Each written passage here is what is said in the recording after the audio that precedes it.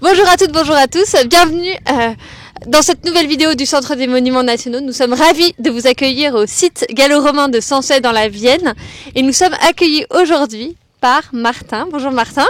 Bonjour Juliette. Alors je crois que tu vas vous raconter toute l'histoire de ce site incroyable qui est situé donc près de Poitiers si je ne m'abuse. Exactement, alors on est à 30 km au sud-ouest de Poitiers. D'accord. À la limite on est en Vienne, mais on est à la limite des Deux-Sèvres. Et donc on est sur un site antique, gallo-romain, occupé à peu près pendant 300-350 ans au début de notre ère. Ça veut dire que ça commence au 1er siècle de notre ère et puis ça se poursuit à la fin du 3e siècle, courant du 4e siècle. Le site est probablement abandonné à cette période-là. Alors quand on dit gallo-romain, est-ce que tu peux nous préciser un petit peu ce qu'on entend par gallo-romain? Oui, tout à fait. Alors ces gallo-romains, en fait, c'est donc des Gaulois qui se romanisent suite à la conquête de la Gaule par César et qui vont se romaniser progressivement, donc qui vont prendre des habitudes de vie à la romaine, mais qui vont garder aussi des habitudes gauloises, de vie gauloise, et on va le voir dans la manière de manger, dans différentes choses, dans la manière même de vivre la religion, des choses comme ça.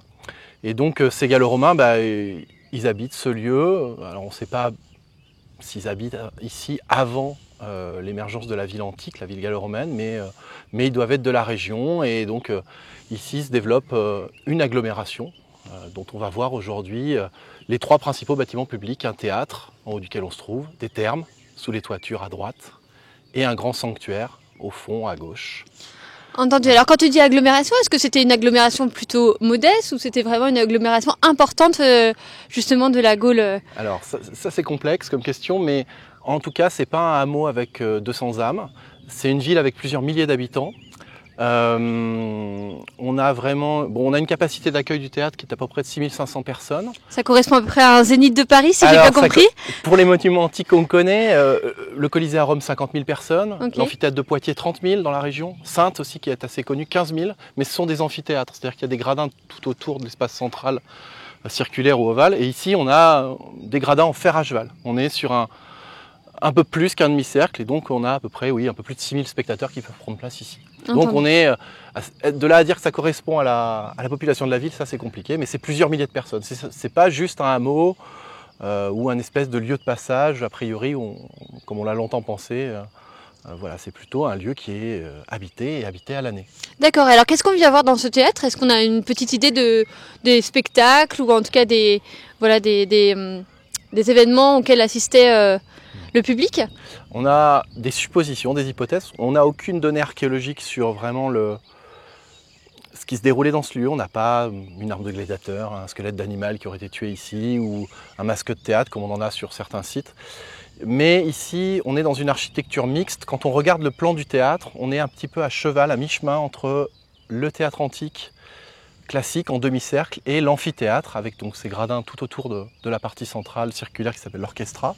Et donc cette mixité de l'architecture nous laisse penser que ce soit mixte dans les spectacles ou dans les choses qui se déroulent ici. Donc des choses du monde du théâtre comme des pièces, des choses du monde de l'amphithéâtre peut-être, avec des petits combats. Alors il ne faut pas voir ça comme les films hollywoodiens, mais quelque chose de certainement un peu plus modeste. Mais en tout cas, ça peut avoir existé. Et puis, il ne faut pas oublier que c'est des lieux de pouvoir importants où il y a de la propagande politique. C'est des lieux de rassemblement pour les habitants de cette ville. Et puis, peut-être aussi des lieux liés à la religion. On peut imaginer qu'il puisse y avoir des processions, des choses liées aux faits religieux dans ces sites-là, dans ces espaces. Et alors, j'ai une autre question. Est-ce que, en fait, ce théâtre, cet amphithéâtre, en fait, est resté à l'air libre, si j'ose dire, pendant tous ces siècles et nous est parvenu un peu tel quel jusqu'à aujourd'hui ou pas du tout? Pas du tout. Alors, au IVe siècle, abandon du site par les habitants de cette ville. Alors, on a l'impression d'un abandon lent en quelques générations, mais on n'en sait pas plus pour l'instant, en l'absence de nouvelles fouilles.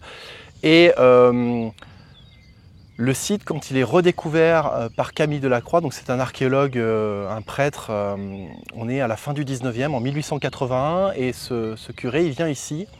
Et le site, pendant 1500 ans, depuis son abandon, il a servi de carrière de pierre. Donc les gens du coin, ils sont venus prendre des pierres, faire des trous un peu partout, récupérer de la pierre, démonter éventuellement les monuments, construire des fours à chaux pour brûler la pierre des monuments et la transformer en chaux. Et donc lui, il arrive, La chance qu'il a, c'est qu'il a son œil d'archéologue et puis il a une fortune de famille. Donc il va payer des fouilles pendant à peu près 3 ans. Et il va dégager une quinzaine d'hectares du site. Et donc le théâtre, quand il arrive, il y a peut-être, on peut imaginer qu'il y ait quelques sondages pour prendre de la pierre, mais il est recouvert de terre. Mais lui, grâce à ses connaissances archéologiques, il comprend qu'il est sur un théâtre antique et donc il engage un programme de fouilles important. Entendu. Et tu me disais qu'en fait, tous aux alentours, il y a pareil, en fait, la ville, les fondations en tout cas, qui est encore sous la terre. Alors c'est difficile à imaginer parce qu'on est dans un cadre extrêmement champêtre, très agréable, très verdoyant. On distingue au milieu entre le théâtre, cette partie-là de la vallée, et l'autre partie où se trouvent les thermes et le sanctuaire. On a cette rivière, la Vonne, qui coule tranquillement dans le fond de vallée.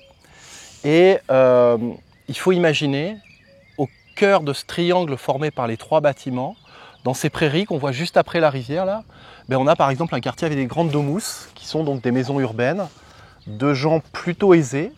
C'est des maisons qui font parfois plusieurs milliers de mètres carrés, qui ont, pour vous donner une idée du niveau de vie, c'est des gens qui ont l'eau courante chez eux par des canalisations, puisqu'on a un aqueduc souterrain ici sur le site qui prend l'eau dans 7 à 9 sources dans les collines et qui amène l'eau dans la ville. Ces gens, ils ont parfois aussi des thermes, des salles de bain privées, a priori, d'après ce qu'on sait. Donc il y a ce quartier de grandes maisons. Il y a une très très grande place au cœur du site. Alors pour la situer, on peut dire qu'on est entre le sanctuaire à gauche et les thermes à droite sous les toitures. Là, tout cet espace-là, il faut gommer la haie qui se trouve au centre. Et il y a une grande place avec un temple rond au centre ou une fontaine publique, on ne sait pas trop. Et puis, on connaît une partie du site, mais il nous manque aussi tout ce qui va être de l'ordre de l'habitat privé des gens un peu plus modestes, avec des maisons enterrées en bois. Ça, c'est probablement dans les quartiers nord. Les quartiers nord, c'est en montant devant nous, en montant sur les collines, derrière les bâtiments, là, dans les champs qui sont en culture aujourd'hui. Il y a probablement des espaces pour, disons, monsieur et madame tout le monde, voilà, qui vivent dans des conditions plus modestes que ces gens qui sont au cœur de ville, au cœur du centre urbain. À ça, on peut ajouter qu'on ne connaît pas les zones exactement où se trouvent les nécropoles, les cimetières. Et comme souvent c'est les périphéries de la ville, on n'a pas d'informations sur exactement l'étendue de la ville.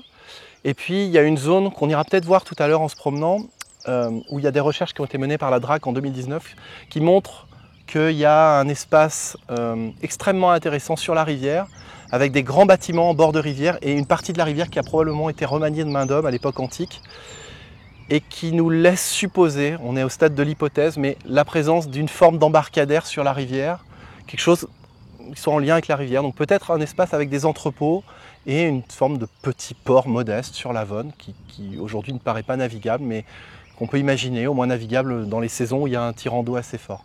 Et dans ce secteur-là, en plus, on peut ajouter qu'il y a un secteur artisanal, en tout cas il y a des zones où il y aurait des souffleurs de verre et peut-être des potiers. Donc ça fonctionne assez bien avec la vocation un peu économique du quartier. Donc en fait, il faut que devant vous, en fait, il faut gommer un peu cette verdure omniprésente et se dire qu'on a une forêt de toiture, qu'on a du bruit, qu'on a de l'activité, qu'on a voilà, plusieurs milliers de personnes qui vivent là. Alors c'est pas une capitale de cité, c'est pas une grande ville comme Poitiers ou Saintes dans notre région, mais c'est des agglomérations qui ne sont pas juste des hameaux. Voilà. Et autour de Poitiers, de manière générale, on peut imaginer on sait qu'on a tous les 15-20 km, on a des agglomérations implantées. Donc Sensé n'est pas exceptionnel du point de vue de sa nature, mais en fait ce qui est très intéressant à Sensé, c'est qu'au même endroit, on a les 3 bâtiments rassemblés dans un état effouillé, accessible au public, et dans un état de conservation qui est assez rare pour être souligné, et notamment les thermes qu'on verra tout à l'heure, qui sont assez exceptionnels du point de vue de leur conservation. Entendu. Donc, tu le disais un petit peu, la visite en fait de Sensé, c'est vraiment une grande promenade à travers un peu le temps et puis du coup l'urbanisme antique. Alors, ce que je vous propose, c'est qu'on s'arrête quelques minutes, le temps pour nous de gagner peut-être les thermes, et on se retrouve dans quelques instants. Après une promenade fort sympathique, nous voici arrivés devant les thermes. Alors, Martin, est-ce que tu peux nous raconter que sont les thermes et à quoi servent-ils à l'Antiquité, etc. Enfin voilà, un peu nous faire un récap de les thermes. Alors en 2 mots, les thermes, la vocation première des thermes, c'est l'hygiène, se laver. Et donc on a des thermes ici qui vont à leur période d'apogée avoir plus d'une dizaine de piscines chauffées, plus des bassins froids. Donc On a un ensemble bâti assez vaste, on le voit. D'où on est là, on a un peu une impression de grand labyrinthe. C'est un bâtiment qui est très bien conservé, c'est pour ça qu'il est protégé par des toitures depuis assez longtemps. Et donc les gens viennent pour se laver, mais ils viennent aussi, c'est des lieux très sociaux, donc on peut trouver dans ces bains publics, on peut venir discuter avec ses amis, traiter des affaires. On va trouver dans certains termes à Rome des bibliothèques, on peut se faire masser, de la restauration rapide. Alors on ne sait pas si nous, chez les Gallo-Romains ici, à Sensé, ça fonctionne exactement pareil. Mais parce qu'on n'a pas, justement, on n'a pas le mode d'emploi écrit pour ça. Mais ce qu'on a en revanche, c'est le système de chauffage qui s'appelle l'hypocauste, que je vais vous présenter très rapidement. On va rentrer dans une des piscines. Mais en fait, il y a énormément de lieux à visiter dans les thermes, parce que c'est un monument assez vaste et complexe, quoi. Entendu. Et donc, comment ça fonctionne à l'intérieur, les thermes? Donc, on rentre, est-ce qu'on sait à peu près comment c'était ordonné? Alors, a priori, donc, on se trouve sur le côté sud des thermes, là, et on rentre de l'autre côté, dans un grand vestibule d'entrée.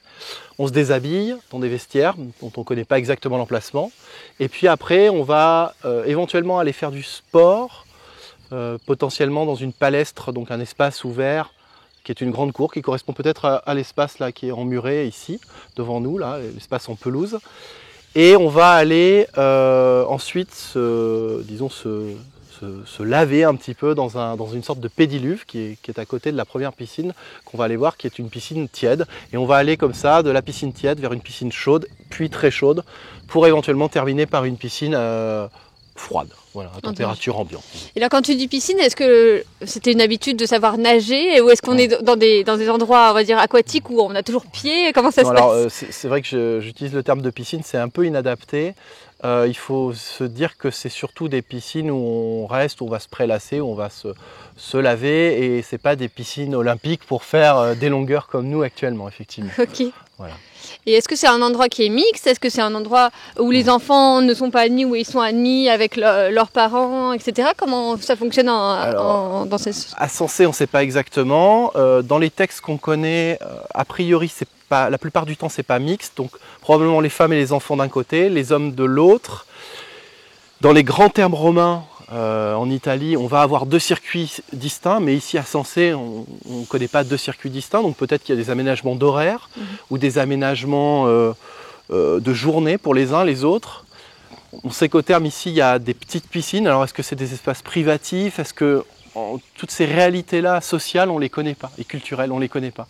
Et est-ce que, encore une fois, c'est comme ce que je disais tout à l'heure, c'est que ces gallo-romains, est-ce qu'ils fonctionnent vraiment comme nos Romains de Rome? Ça, on n'est vraiment pas certain que tout le monde fonctionne de la même façon sur aussi toutes ces habitudes culturelles qu'il y aurait ici à Sensé. Entendu. Et donc là, on est face à une piscine, j'imagine. Oui, alors on est en fait dans les niveaux de sous-sol ici, okay, dans les niveaux de chauffage, et on rentre dans une piscine, dans un endroit où en fait on ne rentrait pas durant l'Antiquité, puisqu'en fait on distingue le fond de la piscine ici. Le fond de la piscine se trouve là. Donc la piscine, les piliers des baigneurs sont ici. Et en fait, ce qui est paradoxal au terme, c'est que c'est très bien conservé, mais le niveau haut des murs, c'est le rez-de-chaussée des thermes antiques. Donc le niveau 0, il est là-haut. Ensuite, on a le niveau -1 ici, au niveau du fond des piscines, et le niveau de -2, qui est le fond du système de chauffage par hypocauste. Donc en fait, ici, on a de l'air chaud, et ici, on a de l'eau. Voilà. Donc l'hypocauste, en fait, c'est un peu l'ancêtre du chauffage par le sol, ça, si je comprends bien. Okay. C'est-à-dire qu'on a un foyer à l'entrée d'un alandier, cette espèce de petit couloir là. De l'autre côté du mur, en fait, il faut voir une espèce d'entrée de cheminée. Et on fait un feu au bois, l'air chaud produit et les fumées vont circuler par tirage ici, vont circuler sous le fond de la piscine, chauffer le fond de la piscine qui lui-même va chauffer l'eau qui se trouve au-dessus. Et donc tout ça est évacué par des cheminées, on en a 2 exemples ici. Voilà. Et donc ici on a un seul foyer, donc on pense qu'on est sur une piscine de température tiède, un tépidarium. Voilà. Et donc quand on a terminé son petit bain dans cet épidarium et qu'on veut aller vers un caldarium, c'est un peu plus chaud qui se trouve juste à côté. On va emprunter des escaliers qui se trouvent ici. On va grimper tranquillement, franchir une porte, il faut imaginer une porte tout en haut du mur, et on redescend de l'autre côté vers une autre piscine. Et ce système de chauffage, que vous soyez à Sensé, ici dans le Poitou, ou à Rome, ou à Pompéi, ou en Afrique du Nord, c'est le même système. qui est décliné dans tous ces sites, dans tous ces lieux où les Romains ont mis les pieds. Voilà.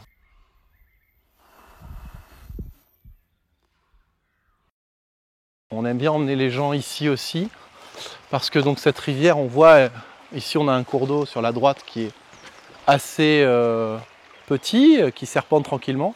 Et si on se décale sur la partie gauche, on distingue assez bien, on le voit très vite, qu'on a une rivière qui s'est élargie. En fait, elle est élargie, approfondie et a priori, elle a été recreusée, surcreusée de main d'homme pour être canalisée. Donc c'est dans cette partie-là que possiblement il y a des aménagements sur la rivière, des aménagements de berges.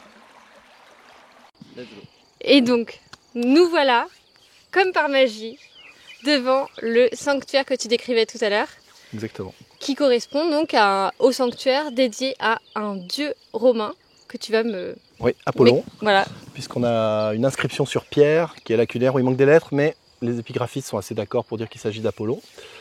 Et donc, on est ici sur le sanctuaire est un monument quand même assez arasé. Et donc, on est sur un promontoire qui nous permet de voir au pied du talus ici une grande galerie de circulation. En fait, il faut voir un peu les choses peut-être un peu comme un cloître, même si c'est un peu anachronique de dire ça, mais on a une grande galerie de circulation périphérique sur tout le tour du sanctuaire, avec des colonnes, des galeries donc qui montent à peu près à 15 mètres de hauteur. Et au centre, ce bâtiment en forme de croix grecque ou celtique, une croix à 4 branches égales, qui est un temple, avec la partie centrale, on voit là devant nous cette espèce de trou qui est un effet de fouille en fait, mais il faut imaginer cet élément comme une tour qui monte à environ 20-25 mètres de hauteur, qui est la salle sacrée, la cella du sanctuaire, qui contient la statue du dieu vénéré ici, a priori, dont on n'a pas de traces, malheureusement. Mais cette celle-là, donc un peu comme la tour de Vaisonne à Périgueux, et puis on a cette galerie en forme de croix, une galerie cruciforme, qui monte à peu près à la hauteur des portiques latéraux, une quinzaine de mètres, autour de la tour centrale, qui forme, donc cet ensemble, ça forme le temple. Voilà. Et Apollo, est-ce que tu peux nous rappeler un peu ses attributs Alors Apollon, donc c'est un dieu qui va être en lien avec l'amour, avec le soleil. C'est aussi un dieu qui parfois est associé, enfin est considéré comme un dieu guérisseur. Et donc là vraiment, malheureusement on n'a pas la statue, mais c'est vrai qu'on a cette inscription. Ça fait partie des rares éléments épigraphiques qu'on a pour le site. Ok. Donc Apollon, si je comprends bien, c'est une des stars, on va dire, des dieux antiques. Est-ce que c'était un sanctuaire qui a attiré des gens peut-être de la région, ou est-ce qu'on a quelques traces de ça? Est-ce qu'il y a des éléments qui peuvent nous laisser penser? Oui, alors malheureusement, on ne connaît pas l'importance du sanctuaire. Ce qu'on peut dire, c'est que du point de vue architectural, c'est un sanctuaire assez vaste. Il fait plus de 5000 mètres carrés de côté ici, en tout cas pour cet espace qui est devant nous. Donc ça devait être en tout cas c'est un élément marquant de l'agglomération, un élément vraiment majeur du site. Et alors est-ce qu'il a attiré des gens de plus loin? C'est possible, hein, mais on n'a pas la preuve archéologique de ça. Ce qu'on sait au niveau de ce genre de lieu, c'est qu'on a souvent des ex-voto. Donc des éléments qu'on vient déposer en offrande au pied de la statue du dieu pour demander par exemple une guérison. Il y en a des très célèbres qui sont par exemple des espèces de plaquettes avec des yeux dessus. On peut demander une guérison au niveau des yeux, ou alors si vous avez mal à un bras, vous achetez un petit bras miniature dans les shops du coin et vous allez déposer ce bras miniature au pied de la statue pour demander la guérison de votre bras. Donc ça, c'est des gestes assez connus. Après, sur les éventuelles cérémonies ou des choses qui se dérouleraient ici, on peut imaginer plein de choses, hein, des processions, des choses comme ça, mais archéologiquement, on n'a pas la trace de ça. Sur certains sanctuaires, on va avoir des fosses avec des amphores à vin, des gobelets, des traces d'ossements liées à ce qui a été consommé lors de fêtes, lors de choses rituelles, etc. Mais ici, malheureusement, on n'a pas ces éléments-là pour l'instant. D'accord. Et est-ce qu'on a des éléments de manière plus générale sur après l'arrivée des Romains, et on voit qu'ils imposent, ou en tout cas que les populations adoptent leurs dieux, ou peut-être certains de leurs dieux. Est-ce que pour autant les traditions qui étaient plus anciennes continuent de perdurer? Comment est-ce que ça se passe, la cohabitation entre ces deux cultures? On ne sait pas exactement, mais a priori les Romains sont assez tolérants dans le fait de pouvoir laisser aux gens continuer à croire, par exemple, à leur Dieu, etc.